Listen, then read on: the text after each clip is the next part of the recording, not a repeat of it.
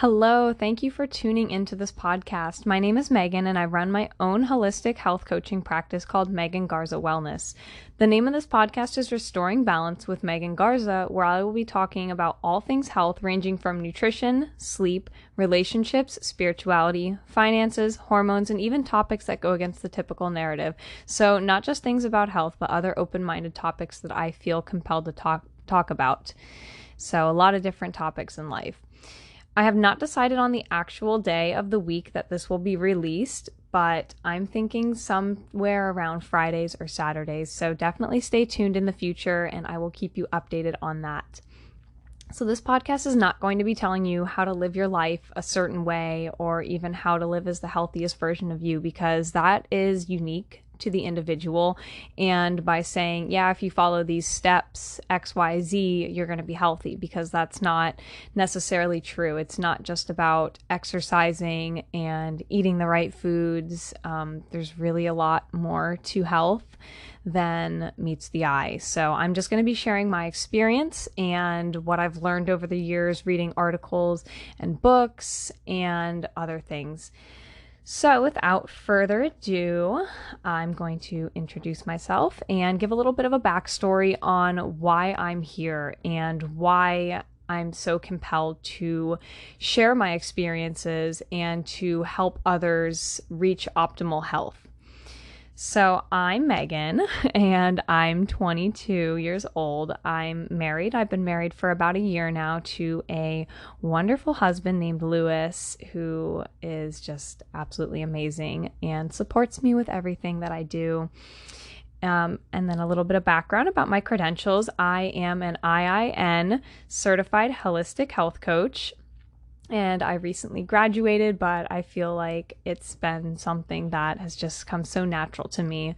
And I also do have a certification in teaching yoga. So the 200-hour RYT is what I am certified in.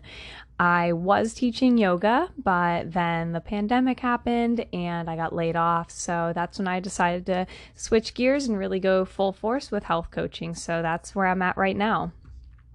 And a little bit about hobbies. I really enjoy paddleboarding and yoga and biking and just spending time with family and being around people who I enjoy. I feel like social media is definitely a guise. So I know that many people use it as a tool, and I have been using it as a tool, but that is one of the biggest reasons that I am on a podcast now, is because of the fact that Instagram has really been beefing up their measures to, how do I want to say it? To protect the viewers from reading certain information about natural health. But, the way I look at it, it's not protection. It's just flat out censorship, and they're infringing on our freedom of speech. So that's why I'm moving more over to my own website and a podcast. So that way I can articulate what I have to say and not censor my language, because I don't roll like that. Not at all. So a little bit about what got me into health. So this is definitely going to be a story, because it's a very, very long story, and I'm going to do my very best to condense it. But yeah, I was definitely not raised holistically at all. Everything was always going to the doctor if something was wrong, very conventional medicine type thing. And it definitely, as I got older, I started realizing it wasn't working. But starting from the beginning, when I was 4, I was diagnosed with ADHD, and I was medicated for that.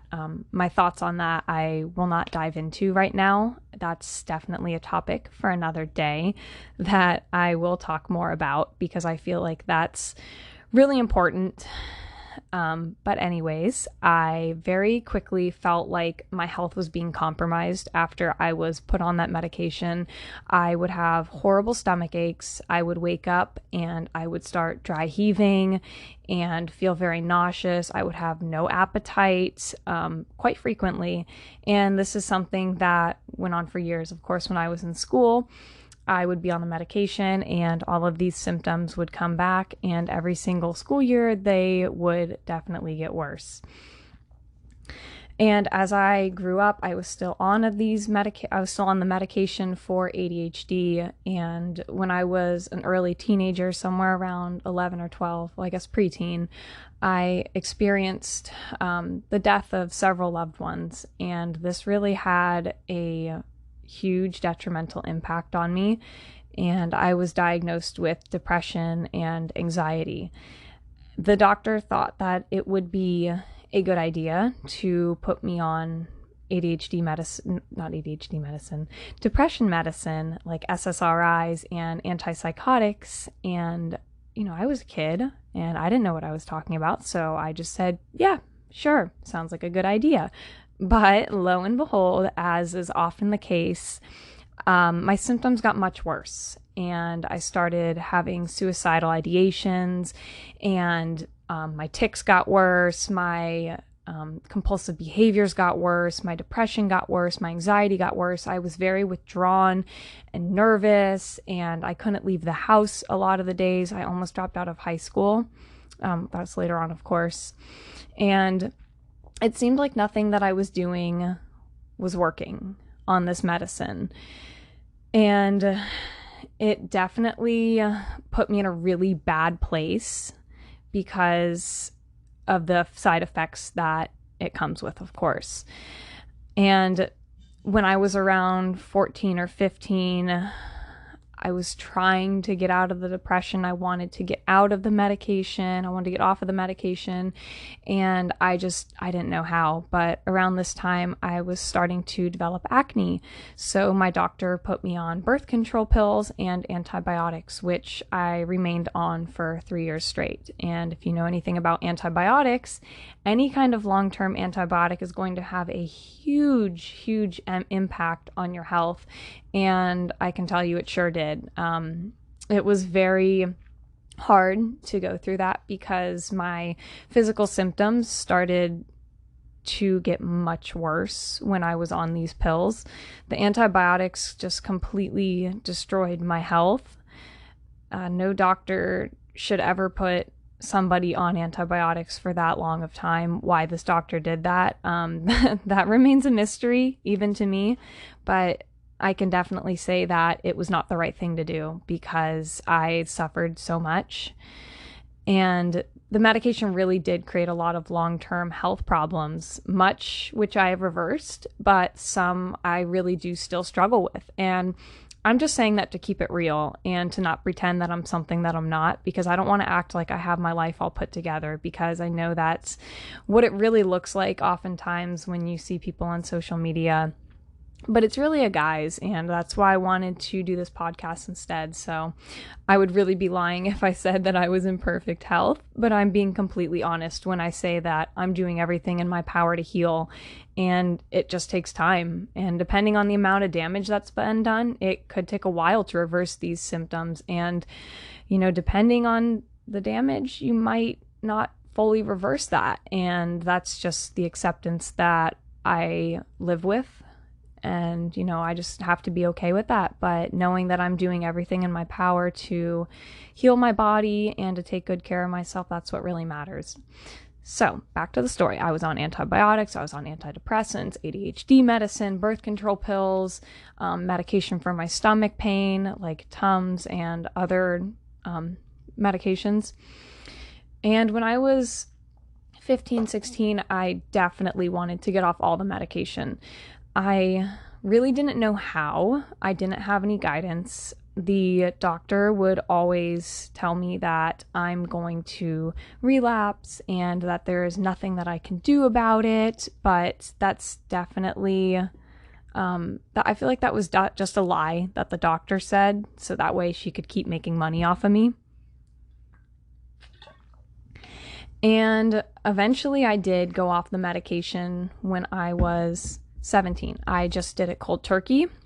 And if you know anything about getting off SSRIs, which is antidepressants, that's extremely dangerous. You can go into seizures, you can have all kinds of horrible withdrawal symptoms, which my withdrawal symptoms like severely, they lasted for about 3 to 4 months. But little things like tics and like mini blackouts, that would happen for like 2 years afterwards. And, I know doctors don't really talk about this kind of stuff when you get off of the pills. So I was freaking out. I didn't know what was going on. I had a feeling that, that's what it was. But it was really, really hard because I didn't have any guidance. I didn't have anyone to say, yeah, that's what I went through as well. And I just kind of had to go with it. I was already off all the medication, so I kept going. And I was definitely pulling out of my depression at that time. And getting off the medication was something that was really powerful for me to break through, because all of it just made me feel like I was so numb. Like I couldn't feel my energy. I couldn't feel what I was feeling on the inside. My emotions were just so blocked, and it was like there was a wall in front of me. Like nothing would get through to me, and my thought process was just so controlled by these pills, and it was just so frightening to, especially now that I'm older and I look back, that's over 5 years ago, and it was just so frightening because of, it's like mind control with those pills. And for me, it was very, I don't know how to put it. It was just very crazy to experience that. And after I was off the medication, I had a near-death experience in an accident that I went through. And it really did change my perspective on everything. It showed me that there's a lot of value to my life, and that it doesn't matter,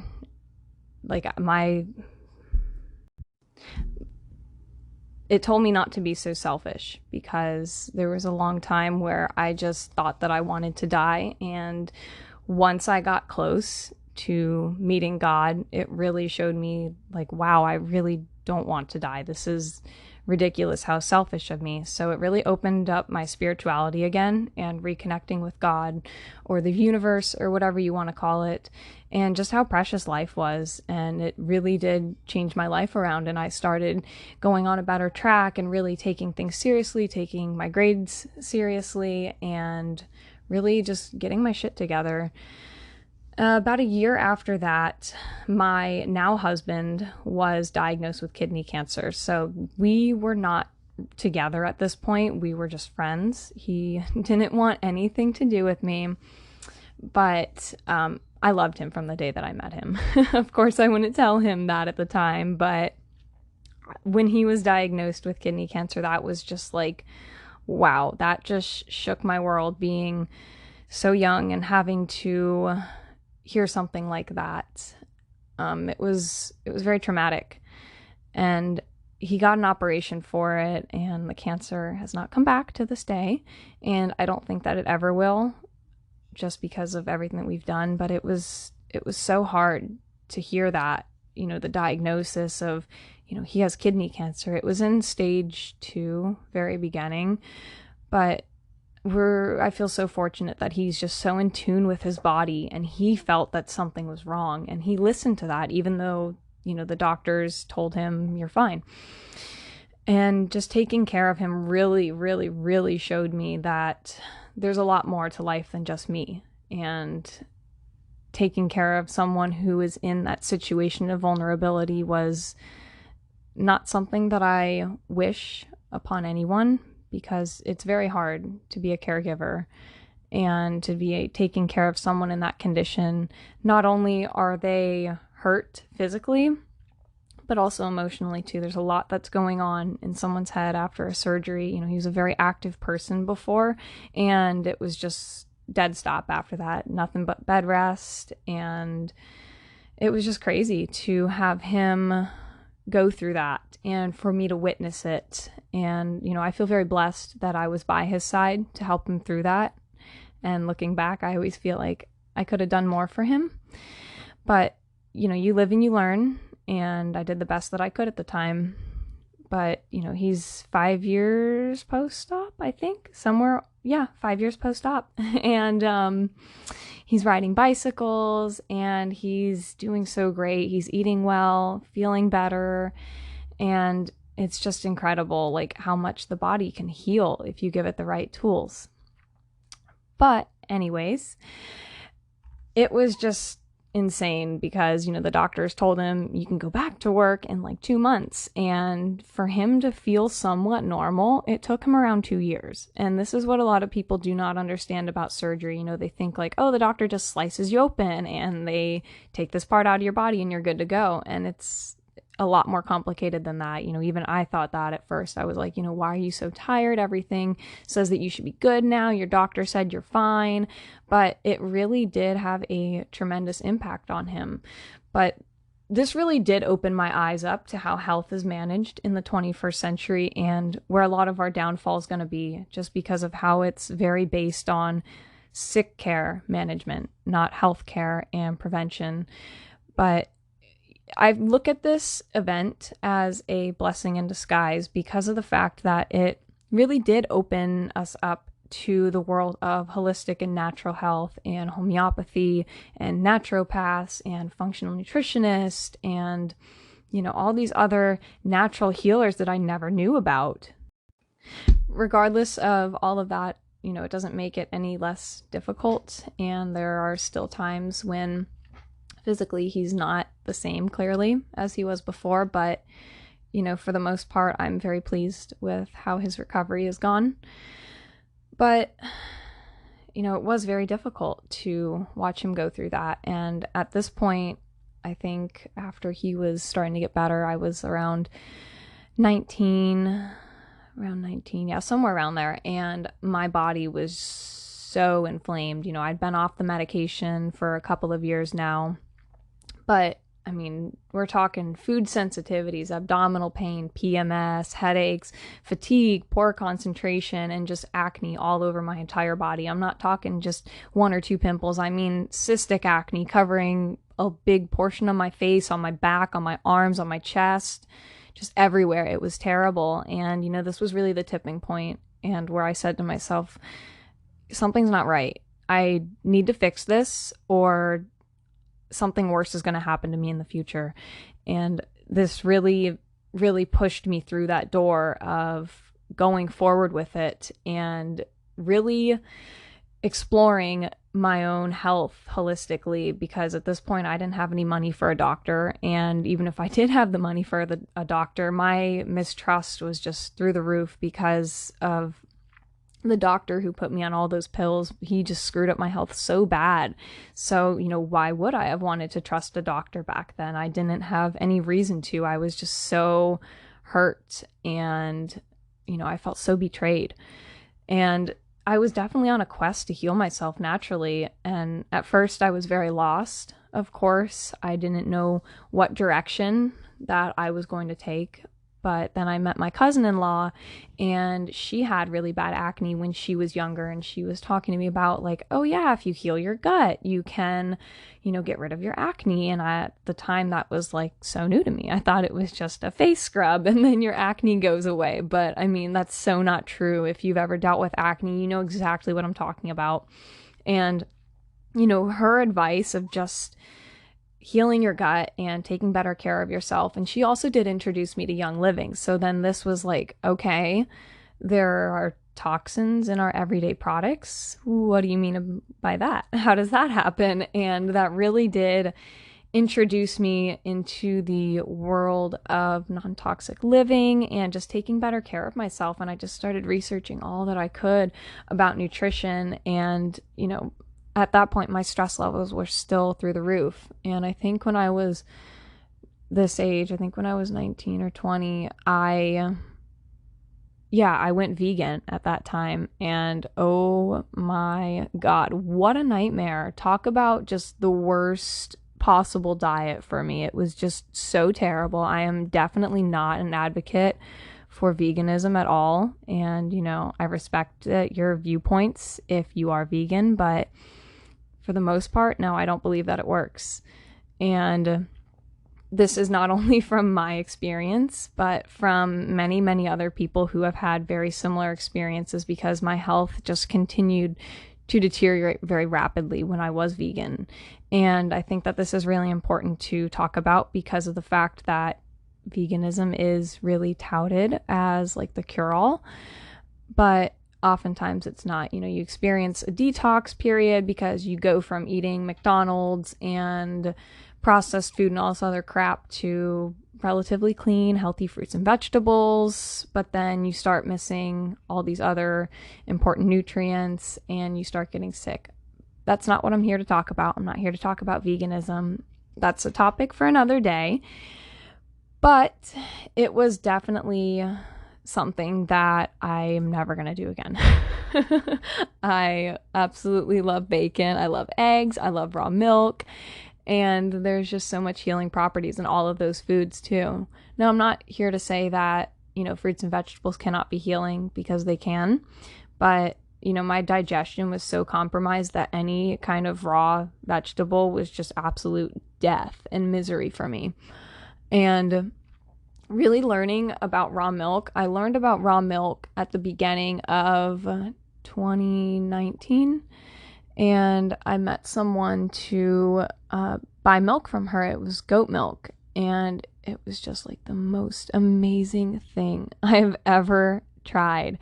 And that's when I really started to experience some real healing, is when I just started to let my body crave what it was craving and to honor that, and to not be in a constant state of fighting of, you know, I'm craving this, but I shouldn't eat it because this YouTube guru tells me not to. Like, no, it's all about what your body's craving. And realistically, I come from European ancestry, and you look at what they ate, and they ate a lot of dairy. So for me to be lactose intolerant didn't make any sense.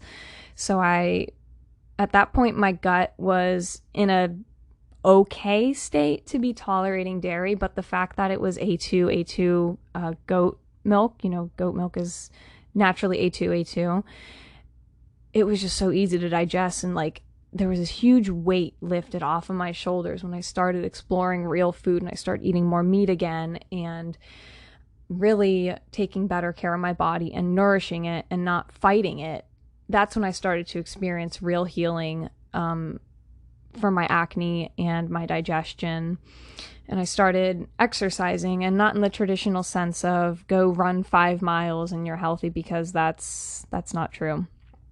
So what works for someone is not going to work for everyone. And especially when you're in a state of healing, you don't want to be running and burning out your adrenals. You want to really take care of yourself and take time to exercise and to do what feels right for you, because just because one person says this is what's going to work, that doesn't mean that it's going to work for you. But really taking time to exercise properly and to listen to my body when I was starting to feel fatigued. Toxins is another thing that I really started to address when I was looking into my health, because, you know, toxins are everywhere. They're on, you know, the paint on your wall, to the flame retardants on your couch, to the shampoo in your bathroom. You know, it's everywhere around us. Even the cars that you're driving emit a bunch of toxins. So this was something that I was really curious about, because how do we avoid them when they're everywhere around us? And really diving deeper into this topic was something that I really was very passionate about, because they are everywhere and they are difficult to avoid, especially if you don't know what you're looking for. Stress is a major trigger for me. Even if I experience short bursts of stress, I sometimes have a tendency to have a low stress tolerance, so I will overreact to things. And it's just about rewiring that part of your brain to react calmly whenever things happen that are triggers for you. So even today, when I feel like I'm experiencing a lot of stress, like either recently we moved out and we got a dog, and my digestion was just a wreck. My skin was breaking out again. It wasn't terrible, but it was definitely noticeable that I was under a lot of stress. So keeping my stress in check and really managing that was something that has been tremendously helpful for me. Sleep is also another thing that is really overlooked. I think that people are starting to understand how important it is, but I know for a long time it was very, oh, I'll sleep when I'm dead. I gotta hustle, hustle, hustle. There's no time for sleep kind of thing. And that's not a positive way to treat your body. That's not a badge of honor to wear of, oh, I only slept 4 hours last night. Like that's not something to be bragging about, to be mistreating your body. And I've always been really okay. I've always been pretty good with sleeping, but for the longest time, especially after my husband's cancer surgery, I was always just on edge. My sleep was so bad, and I'm pretty sure it's because I just burnt my adrenals out, but I would wake up for every little sound. I used to be such a heavy sleeper. Like I literally fell asleep at a racetrack one time. I slept through a hurricane and multiple other things that should have woken up any normal person. So I could definitely tell that my sleep was really screwed up. And up until recently, about 3 months ago, that's when I really got my sleep under control. And wow, let me tell you what a huge difference it's made, because my life has just changed so much. But it's also about honoring your circadian rhythm and not being on your electronics right before bed, and going to bed at a consistent time and not doing anything too strenuous, and exposing your skin to sunlight in the morning, and all those good things that are just so beneficial for your body to achieve optimal sleep. And this is something that I think more people need to definitely do, because it seems like everyone I talk to says that their sleep has been so terrible. And, that's just the 21st century that we live in. There's LED lights all over the streets. We have EMF bombarding us all the time. So definitely taking your sleep seriously is very important.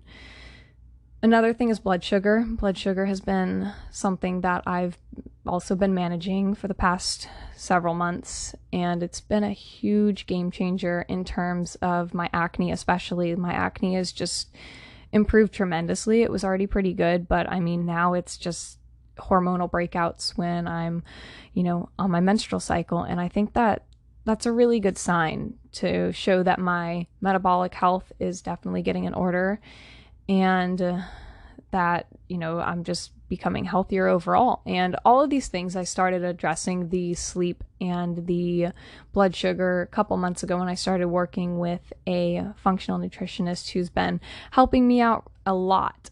And I think that it's great because, for a while it was just like, oh, my ego is telling me that I know exactly what I'm doing. But working with her has been really tremendously beneficial, because I knew I had low stomach acid, but she was able to help me get on the right supplement and really take care of that. And, I still have problems with my stomach acid.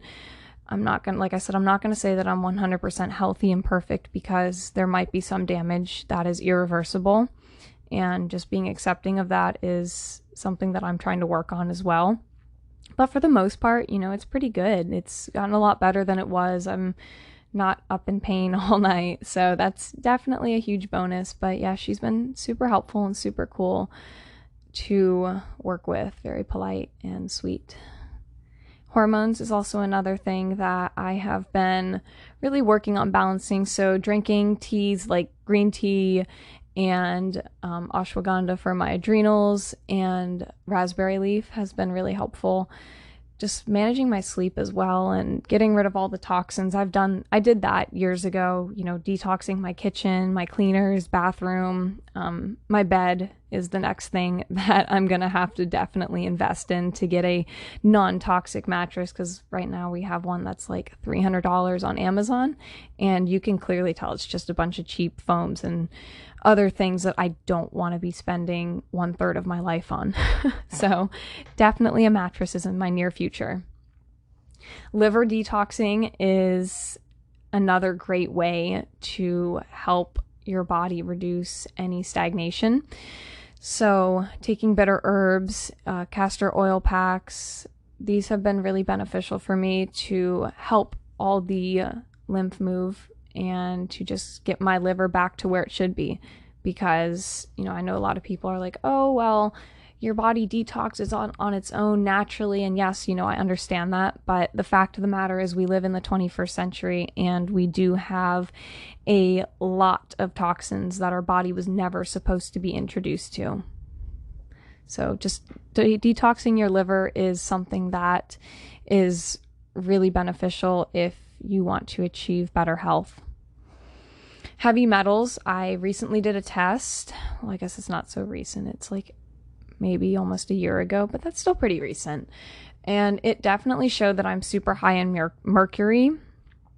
And, whether that be from medications that I was on, vaccines, food that I'm eating, like tuna or whatever, the soil, however it gets in your body, it's there. And noticing that it's there is the first step. And I've been trying to do my best with detoxing it. I've been taking a product called Advanced TRS, Toxin Removal Systems. And I've been having a hard time with that because I guess my body is more sensitive to removing these heavy metals. They've been there for probably a good majority of my life and they don't want to leave. So I'm just continuing to work on that. And I think everybody should detox heavy metals. We all live in a extremely polluted world. You can't avoid the pollution. Even if you live in the Swiss Alps, you're still getting polluted rainwater from the ground below. So, even if you live in the cleanest environment, I still really recommend doing a heavy metal detox because it's not going to hurt. It's going to be beneficial no matter what. And I guess lastly would be belief. So your belief in healing and your mindset on healing is going to either hold you back or it's going to propel you forward. So if you don't believe that you can heal, then you're never going to get anywhere. So it's all about the belief and knowing that you're doing the right thing. And this is something that I really found when I invested in working with a functional nutritionist to better my health. It really did put my mind at ease because I had someone saying, okay, Megan, you are doing the right thing. You are going to start healing. You're going to be feeling better soon. And just having someone to be there and hold your hand through it and just say, yeah, you're doing the right thing. You're going to get better, and not always second guessing myself and, saying, am I missing something? And that's where I feel like working with someone is very beneficial because of the fact that it takes the guesswork out of it and you have someone who's there for you to assist you with these hard times. So belief is really a huge thing for healing as well.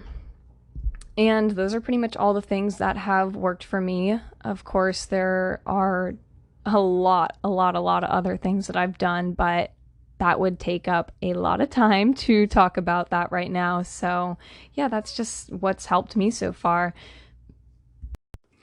But for me to say that all of these things will work 100% for you would definitely be very irresponsible because of our bio-individuality, meaning that what might work for me might not work for you because you might need support in other areas. And that would also be a huge disservice to my paying clients to say, hey, yeah, this is going to totally work for you, because that would definitely be a lie, because, you might need support in a different area of your life.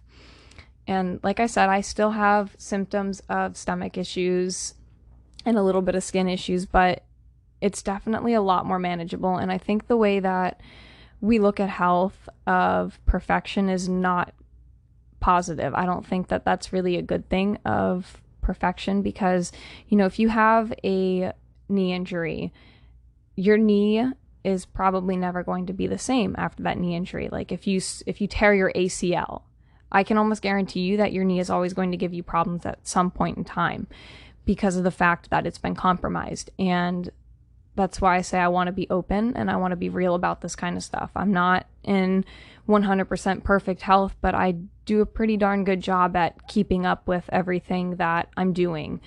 And that might be the same with some issues that you're going through. You might have room to improve, but there might not be room for improvement to get back to 100%, depending on the severity of the damage. But, I'm not saying this to discourage you or to frighten you out of seeking help for something, but to inform you that it's not all what it's made out to be.